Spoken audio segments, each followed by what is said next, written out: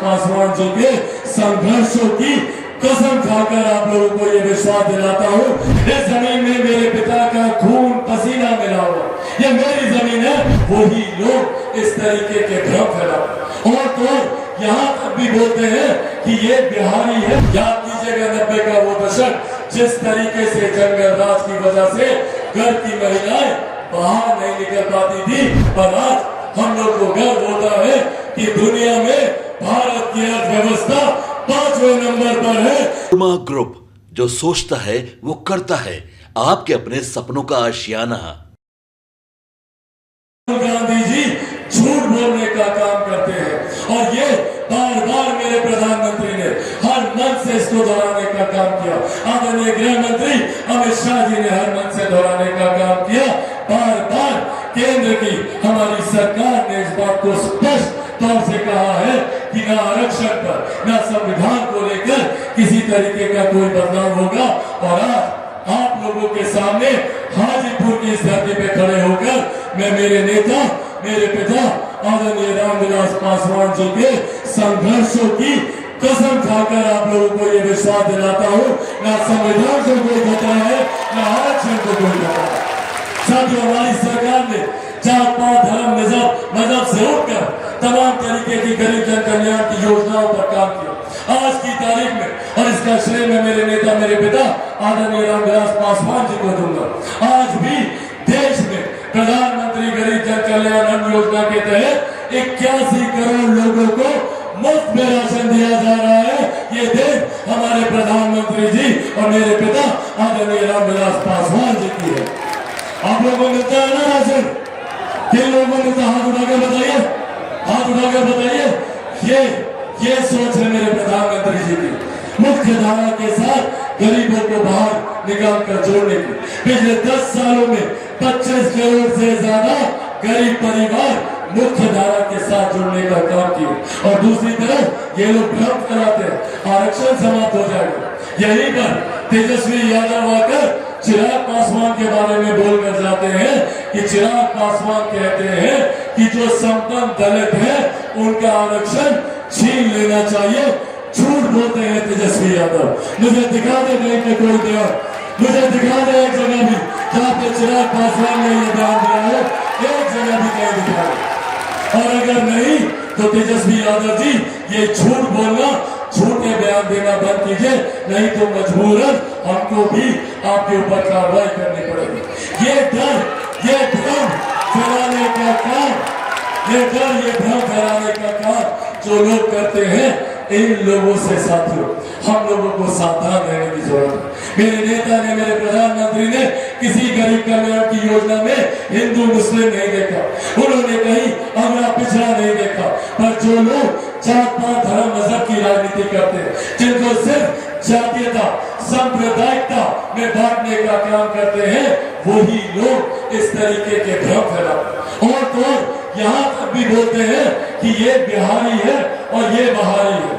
बताइए, चिराग पासवान कहीं से बहारी हो सकता है क्या? बताइए, चिराग पासवान बहारी हो सकता है क्या? ये मेरी मिट्टी है, ये मेरी जमीन है, इस जमीन में मेरे पिता का खून पसीना मिला हुआ, ये मेरी जमीन है। और जो लोग बोलते हैं कि भैया चिराग पासवान बहारी है, तो वो लोग कौन लोग हैं जो विदेश से आते हैं और टूरिस्ट बनकर यहाँ पर चुनाव लड़ने का काम करते हैं? साथियों, आज बस आप लोगों से इतना आग्रह करूंगा कि जरूरी है विकास की राह से जुड़े रहे। जरूरी है कि जब हम लोग 400 पार के लक्ष्य को देश भर में हम लोग पार करने जा रहे हैं, तो वही बिहारियों की जिम्मेदारी और बढ़ जाती है। आज एक लंबे समय के बाद बिहार में डबल इंजन की सरकार है, केंद्र में जिसका नेतृत्व प्रधानमंत्री जी कर रहे हैं, तो बिहार में मजबूती से उसका नेतृत्व मेरे मुख्यमंत्री नीतीश कुमार जी कर रहे हैं। वही मजबूती से उनका समर्थन आदरणीय जीतन राम मांझी जी कर रहे हैं, आदरणीय उपेंद्र कुशवाहा जी कर रहे हैं। इसीलिए साथियों, बस ये आग्रह करने आए और आप लोगों से खास तौर पर करूंगा, क्योंकि आप लोगों के अलावा अब मेरा परिवार और कोई नहीं है। मेरे परिवार के जो लोग थे, उन्होंने भी अपने आशीर्वाद का हाथ मेरे सर से हटा दिया। आज मुझे कम से कम उम्मीद थी कि आज वो आते। आज मेरे चाचा जी, मेरे अभिभावक जिनको मैंने हमेशा अपना पिता माना, आज मुझे उम्मीद थी कि कम से कम आज के दिन एक बार बड़ा दिल रखते, एक बार मुझे दिल से अपना बेटा मान लेते, तमाम गिले शिकवे भूलकर एक बार आज इस मंच पर आकर अगर वो मुझे गले लगा लेते, मैं तमाम सारी बातों को मैं भूल जाता। पर आज भी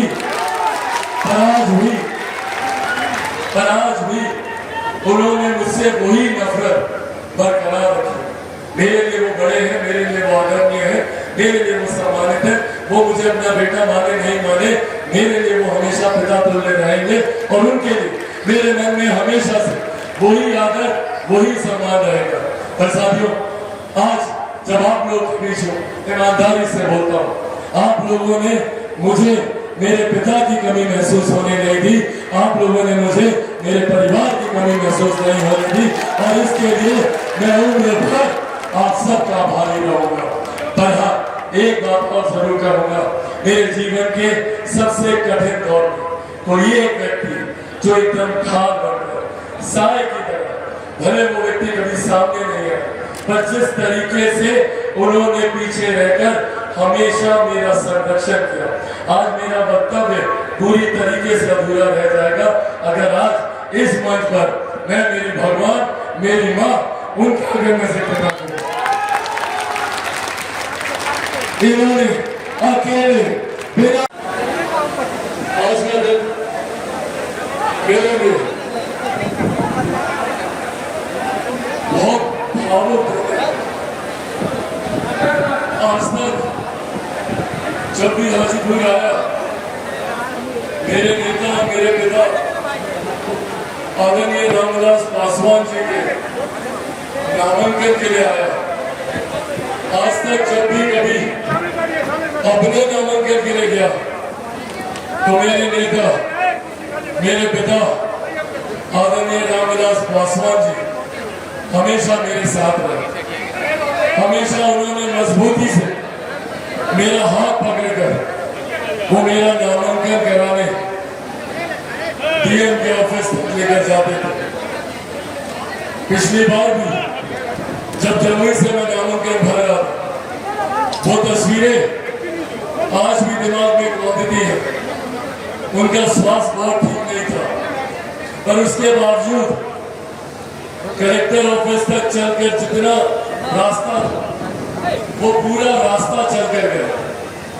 डॉक्टर ने उनको हिदायत दी थी कि बहुत उनको पैदल नहीं चलना है स्वास्थ्य की वजह से, पर उसके बावजूद बिना कुछ सोचे मेरा हाथ पकड़े और हाथ पकड़ के हमको नामांकन कराने लेके गए। आज जिंदगी में पहली बार जब मेरे नेता, मेरे पिता के बिना आज नामांकन कर रहा हूं,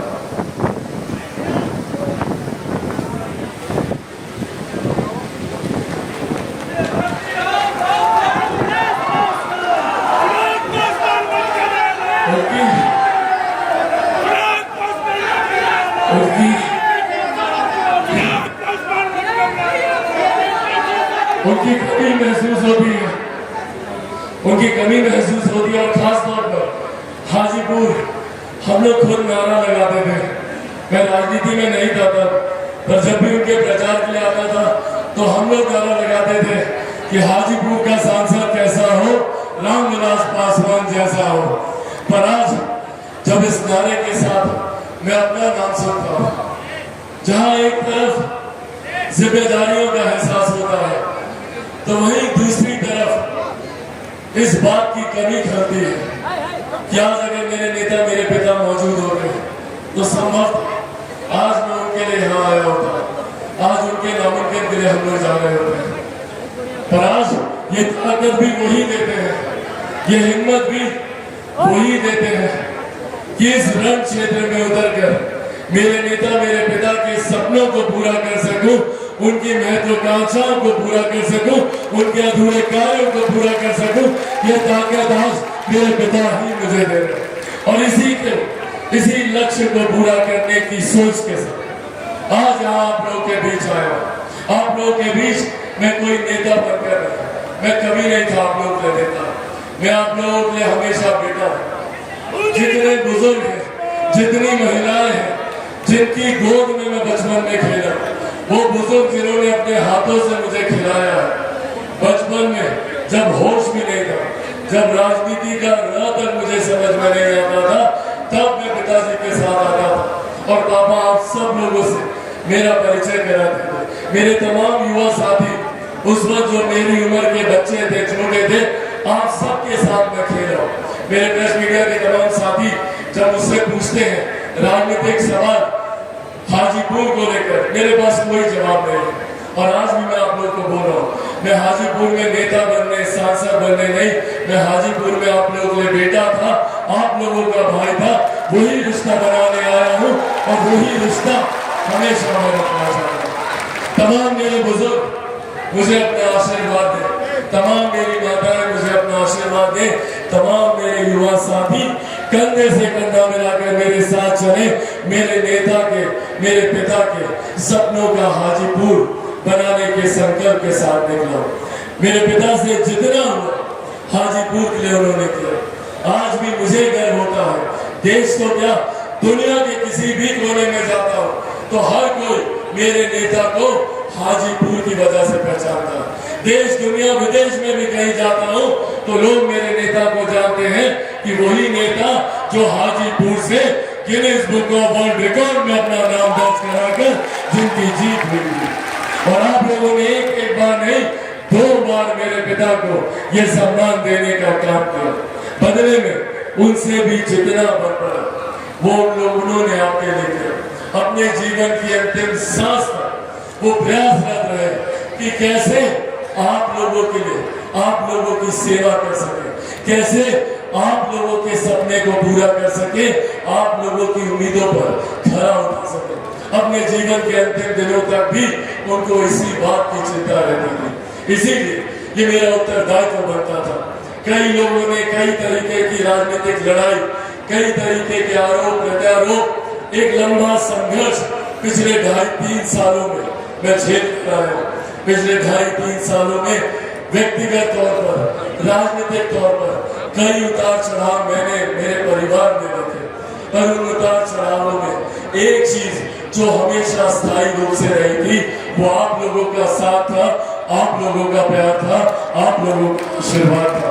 मुझे याद है वो दिन जब मेरी जिंदगी की सबसे बड़ी घटनाओं में से एक, जब मेरा परिवार टूटा, जब मेरी पार्टी टूटी। 13 जून 2021 की वो रात थी जब रातों रात मेरे पैरों तले जमीन खींच ली गई थी। जब मुझे नहीं पता था कि मेरे भविष्य में क्या है, मैं ये तक भी नहीं जानता था कि आने वाले दिनों में मेरा कोई राजनीतिक वजूद बचेगा कि नहीं बचेगा। जिस तरीके से सब कुछ मुझसे छीन लिया गया था, मेरी पार्टी, मेरे तमाम सांसद, मेरा परिवार, मेरी पार्टी का वो चुनाव चिन्ह जो मेरे पिता ने बहुत मेहनत से संजोकर उसको आगे बढ़ाने का काम किया था, जिस घर में मैं 34 साल से रहता था, रातों रात उस घर तक को भी हम लोग को खाली करना पड़ा। ये तमाम परिस्थितियों से जूझते हुए उसके बाद जब मैं पटना सबसे पहली बार आया तो सीधा यहाँ हाजीपुर आया और उसके बाद जिस तरीके से आप लोगों ने मुझे प्यार आशीर्वाद दिया, ना मुझे पिता की कमी महसूस हो रही थी, ना मुझे मेरे परिवार की कमी आप लोगों ने महसूस हो रही थी। ये वो रिश्ता है आप लोगों के साथ, ये वही रिश्ता है जो आप लोगों ने मेरे नेता, मेरे पिता आदरणीय रामविलास पासवान जी के साथ भी बनाया था। और आज जब आप लोगों के बीच आया हूं, मैं ज्यादा कुछ आप लोगों से नहीं कहूंगा, मैं बस इतना आग्रह करूंगा, अगर आप लोगों को मुझ में विश्वास लगता है, अगर आप लोगों को मुझ में मेरे नेता, मेरे पिता आदरणीय रामविलास पासवान जी की छवि दिखाई देती है, अगर आपको लगता है कि मैं उन्हीं का अंश हूँ, उन्हीं के संस्कार है मुझ में और उन्हीं की तरह अगर मैं आप लोगों की सेवा कर सकता हूँ तो दिल खोल कर मुझे अपना प्यार, अपना आशीर्वाद दीजिएगा। यही उम्मीद मैं आप लोगों से रखता हूँ। साथियों, आज जब हम लोग नामांकन के सभा में मौजूद हैं, देश में लोकसभा के चुनाव हो रहे और ये लोकसभा में 2 चरण के चुनाव हो चुके हैं और इन दोनों चरण के चुनाव में एक बात स्पष्ट है कि मौजूदा प्रधानमंत्री जी 4 जून के बाद तीसरी बार देश के प्रधानमंत्री बनने जा रहे हैं। इसमें कहीं कोई संदेह नहीं है, इसमें कहीं कोई शंका नहीं है। और जरूरी है साथियों, हमारे प्रधानमंत्री जी का तीसरी बार देश का प्रधानमंत्री बनना जरूरी है। जरूरी है जिस तरीके से पिछले 10 सालों में हमारे प्रधानमंत्री जी ने देश की अर्थव्यवस्था को मजबूत करने का काम किया। पहली बार देश में कोई एक ऐसे प्रधानमंत्री आए जिन्होंने 2047 तक भारत को विकसित देश बनाने का लक्ष्य रखा। पहली बार कोई प्रधानमंत्री ने जमीनी स्तर पर कार्य करना शुरू किया भारत को विकसित देश बनाने को लेकर। आज से 1 दशक पहले हम में से कोई नहीं जानता था कि भारत की अर्थव्यवस्था कौन से पायदान पर है, पर आज हम लोग को गर्व होता है कि दुनिया में भारत की अर्थव्यवस्था 5वें नंबर पर है। ये सम्मान देने का काम हमारे प्रधानमंत्री जी ने किया। कुछ लोग कहेंगे अर्थव्यवस्था अर्थशास्त्रियों का विषय है, हमें पर साथियों, जब एक देश की अर्थव्यवस्था मजबूत होती है तो हर राज्य का राजस्व बढ़ता है। जब राज्य का राजस्व बढ़ता है तो हम लोग के क्षेत्र का आर्थिक विकास होता है, और जब क्षेत्र का आर्थिक विकास होता है तो प्रति व्यक्ति आय में इजाफा होता है। हर गरीब व्यक्ति के हाथ में ज्यादा कमाई आती है। ये वो सोच है जो आने वाले दिनों में भारत को एक विकसित देश बनाने की दिशा में लेकर जाएगी। आज से पहले किसी प्रधानमंत्री ने महिलाओं के सम्मान की चिंता नहीं की। किसी प्रधानमंत्री ने महिलाओं के लिए शौचालय बनाने का काम नहीं किया। छोटी जरूरत पर कितनी बड़ी जरूरत है वो उस गांव में रहने वाली महिलाओं की। उनके लिए उज्ज्वला योजना थी। आज आयुष्मान कार्ड की वजह से देश में कोई गरीब व्यक्ति ऐसा नहीं है जो आर्थिक अभाव में इलाज से वंचित रह जाए। ये सोच हमारे प्रधानमंत्री आदरणीय नरेंद्र मोदी जी की है। जहाँ एक तरफ उन्होंने सरहद से हमारी सीमाओं को भी उन्होंने सुरक्षित रखने का काम किया, तो वहीं अंतरिक्ष के माध्यम से कैसे हमारा देश विकास की राह पर आगे बढ़ सके, इस बात की चिंता भी हमारे प्रधानमंत्री जी ने की। पर साथियों, आज अब यहाँ आप लोगों के बीच मौजूद हो, कई लोग आएंगे, विपक्षी दलों के कई नेता झुंड बनाकर आएंगे, बड़ी बड़ी बातें करेंगे, जबकि हकीकत है ये वही लोग हैं जिनके ऊपर 55 साल तक केंद्र में हम लोगों ने भरोसा किया और 15 साल तक बिहार में हम लोगों ने भरोसा किया। जो लोग इतने साल तक बिहार का, देश का विकास नहीं कर पाए, आज जब ये लोग आते हैं तो इनके पास मुद्दा क्या है? ये मुद्दा उठाएंगे कि हम लोग इनहेरिटेंस टैक्स लेकर आएंगे। क्या है ये? क्या है ये विरासत का टैक्स? ये एक ऐसा टैक्स है जो आपकी जमीन, आपकी संपत्ति, जो भी जेवर जायदाद आप लोगों ने इकट्ठे किए हैं, जो भी गरीब किसान ने छोटी जमीन को अर्जित करके रखा हुआ है, या एक गरीब मजदूर ने जो जमीन अपनी अर्जित कर रखी है, उसका 55% हिस्सा ये लोग आप लोगों से छीन लेंगे। इससे पहले भी कई लोग नौकरी के बदले में आप लोगों से जमीन छीन चुके हैं। अब ये लोग एक व्यवस्थित तरीके से जमीन हड़पने के लक्ष्य के साथ आगे बढ़ रहे हैं। ऐसे में साथियों, हम लोगों को इस बात को ध्यान देना है कि जो हमारी जमीन हड़पता है हमें उसका साथ देना है, या जो हमें सम्मान देने का काम करता है हमें उसका साथ देना है।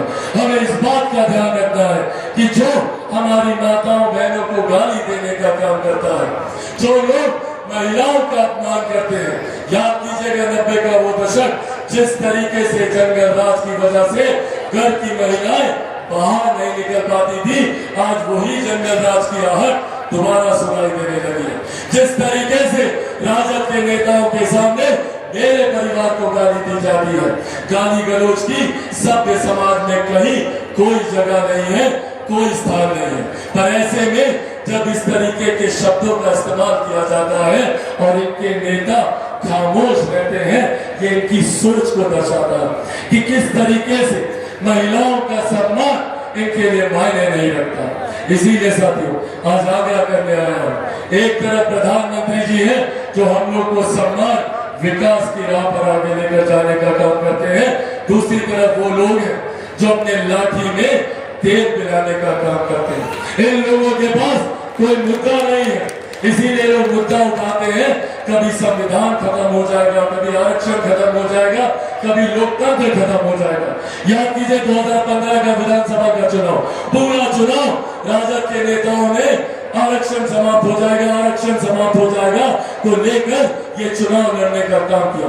आज 10 साल बीत गए, बताइए किसका आरक्षण छीना गया? ये डराने की राजनीति करने का काम महागठबंधन के लोग करते हैं, इससे सावधान रहने की जरूरत है। जिस तरीके से राहुल पनोरमा ग्रुप, जो सोचता है वो करता है। अगर ये वीडियो पसंद आई और वह बिहार के राजनीति और बिहारियत से सरोकार रखेनी तो सब्सक्राइब बटन दबा के चैनल के सब्सक्राइब कर ली। ओजे एगो घंटी बा, ओकरा बटन दबा देला से कुल सटीक और मारक खबर रुआ मुफ्त में मिल जाई। अगर रुआ पत्रकारिता के हमनी के नया प्रयोग में सहयोग कर चाहतानी तो ज्वाइन बटन दबा दी। पेटीएम नंबर नोट कर ली 9386816700। धन्यवाद।